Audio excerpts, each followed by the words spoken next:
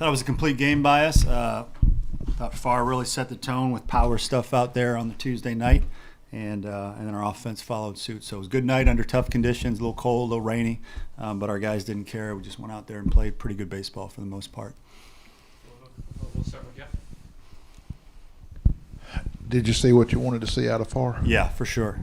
And I think he got a little tired there in the fifth, which is to be expected. But you saw an elite fastball, you saw a really good breaking ball, and he threw strikes. So it's exactly what we were hoping to see. How important is it to have a couple of power arms like that for these midweek games? Well, I mean, power arms win generally, especially if they throw strikes and have secondary pitches. You need to win as many of these midweek games as you can because they add up over the course of the year and they determine how far you go into the postseason and where you're placed and do you get to host. So having an elite arm like that, it's definitely an advantage. Obviously a smaller sample size, but what you see out of Andy Peters? He's not quite as far along as Farr coming off the injury, but he's on schedule. His fastball was in that 90-91 range. He'll be in that range that Farr was today once he's fully back. But he threw strikes for the most part, had a quick, clean inning, so we'll take that. We'll take it. Good about right now.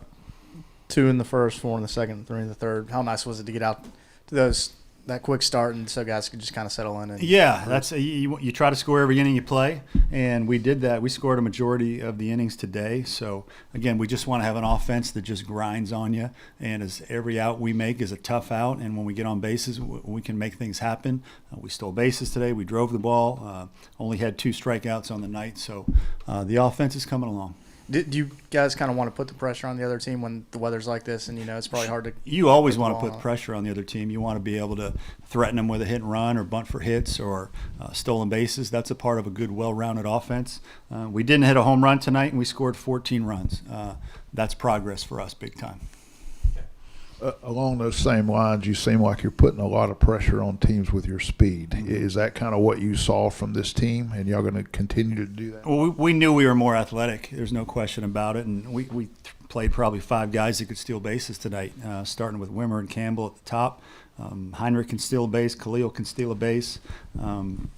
And guys that came in later, Brady Allen can steal a base. We have guys that can put pressure on them, but we also have some guys that can handle the bat in case we want to hit and run some too. So you just want to be a well-rounded offense. Yeah, going off of that, I think you're at 15 stolen bases through 4 games. Is that kind of just a feature of the teams you're playing, or do you think that'll be kind of a consistent theme of the offense? We won't be able to steal as many bases in the SEC because pitchers are quicker to the plate and catchers throw probably a lot stronger and quicker times. But it still will be a factor at times. There'll be power arms in the SEC that are a little bit slower to the plate that you can take advantage of. But you have to have guys that can run in your lineup. You have to have athletes that can do it. And right now we have some athletes that can do it. Back right, Cam and then Jeff.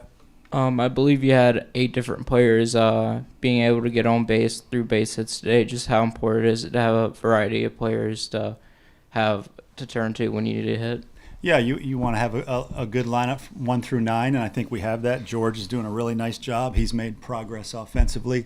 He didn't hit in the 9 hole today, hit in the 8. But you look at the top of our lineup, and we had 3 guys with multiple hit days.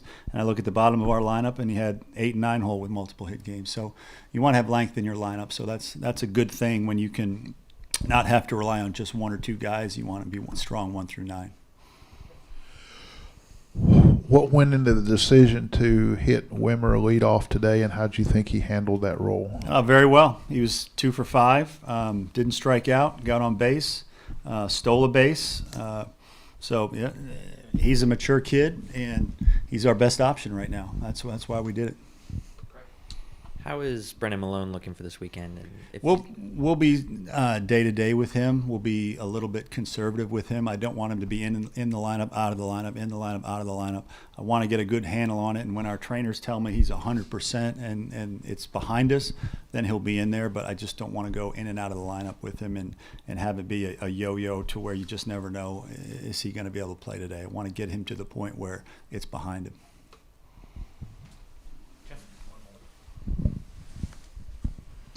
You'll face a little bit tougher competition this weekend. So what do you want to see out of the guys this weekend? Just want to see growth. You know, our first weekend was very solid.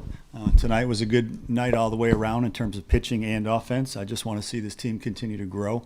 We made some mistakes out there on the bases today that we'll be able to teach on tomorrow at practice. I just want to see a team that continues to grow and evolve in a very positive way.